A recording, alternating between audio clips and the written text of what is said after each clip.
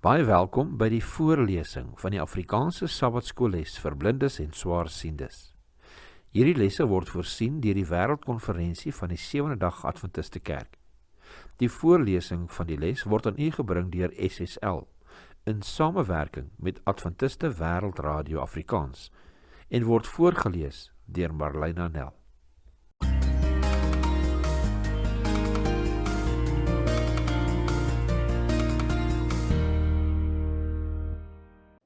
Woensdag 27 Mei, die wet en die evangelie. Hoe het Jesus met betrekking tot die wet gestaan? Die vraag het hy op 'n besonder kragtige en bondige wyse self beantwoord. Lees Matteus 5 vers 17 en 18. Wat sê Jesus vir ons hier omtrent die wet? Matteus 5 vers 17 en 18 lees soos volg. Moenie dink dat ek gekom het om die wet of die profete te ontbind nie. Ek het nie gekom om te ontbind nie, maar om te vervul. Want voorwaar ek sê vir julle, voordat die hemel en die aarde verbygaan, sal nie een jota of een titeltjie van die wet ooit verbygaan totdat alles gebeur het nie. Matteus 5 vers 17 en 18.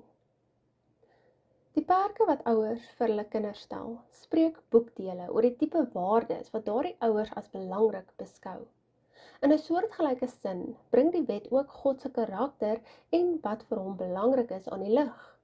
God het ons sy wet gegee om ons interpersoonlike verhoudings met hom en mekaar te bewaar, met die wete dat sy wet elke gedeelte van ons lewens sal rig na mate ons toeneem in Christus.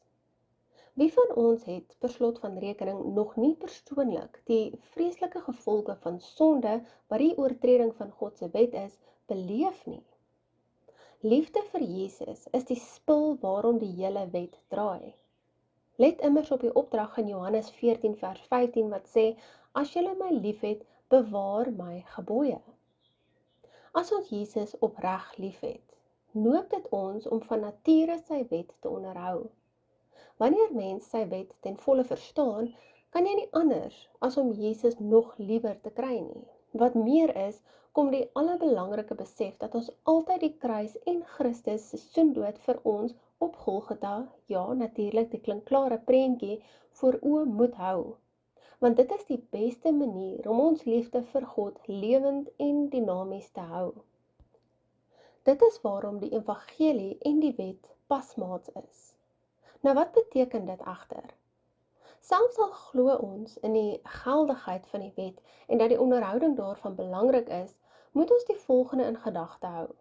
Dat die wet vanuit 'n geregtelike oogpunt, dit wil sê in die hemelse hof voor God, ons uitsluitlik voordeel. Die wet bring nooit vergifnis nie, maak ons nooit regverdig nie en bring ook nie versoening nie. Inteendeel, dit toon waarom ons vergifnis kortkom, waarom ons regverdig gemaak moet word en ook waarom ons behoefte aan versoening het. Dit is waarom die evangelie by die wet hoort, waarom dit selfs 'n fundamentele aspek vir 'n korrekte begrip van die wet is. Dieselfde evangelie wat sê dat Christus vir ons gesterf het, 'n middelaarsdood, wat ons toegereken word, maar slegs deur geloof en nie deur die onderhouding van die wet nie. Lees die volgende verse. Romeine 3 vers 28, Romeine 4 vers 13 tot 16, Galasiërs 2 vers 16, Galasiërs 3 vers 13, asook Filippense 3 vers 9. Hoe help hierdie verse ons as persone wat in die onderhouding van God se wet glo om nie wetties te raak nie? Romeine 3 vers 28 lees, ons neem dus aan dat die mens geregverdig word deur die geloof sonder die werke van die wet. Romeine 4 vers 13 tot 16 sê vir ons, want dit is die belofte dat hy erfgenaam van die wêreld sou wees. Het Abraham of sy nageslag nie deur die wet verkry nie, maar deur die geregtigheid van die geloof. Want as hulle wat uit die wet is, erfgename is, dan het die geloof waardeloos geword en die belofte tot niet geraak. Want die wet werk toorn, maar waar geen wet is nie, daar is ook geen oortreding nie. Daarom is dit uit die geloof, sodat dit volgens genade kan wees en die belofte kan vasstaan vir die hele nageslag. Nie alleen vir die wat uit die wet is nie, maar ook vir die wat uit geloof van Abraham is, die vader van ons almal. Galasiërs 2 vers 16 lees: Terwyl ons weet dat die mens nie geregverdig word uit die werke van die wet nie, maar alleen deur die geloof in Jesus Christus.